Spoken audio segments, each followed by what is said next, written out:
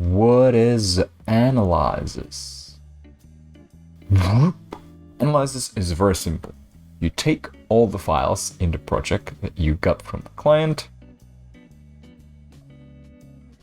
and you use the TM that you are using for this client. And you run the files through the TM by a process which is called analysis.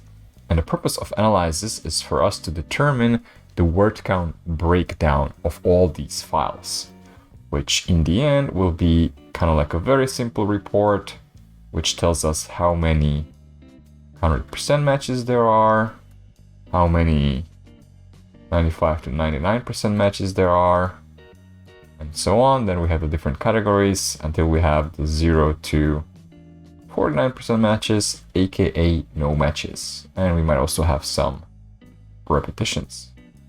So this is the output of the analysis. It's either called somewhere analysis or it's like a word count log.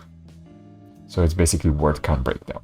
So the difference is that before we did the process of analysis, we could have known that maybe all these files have 10,000 words, but this doesn't indicate to us how long will be the real effort by leveraging the TM. So that's why we do the process of analysis to get the word count log. And then those 10,000 words could be broken into, let's say, 3,000 100% matches, 5,000 no matches, 2,000 repetitions.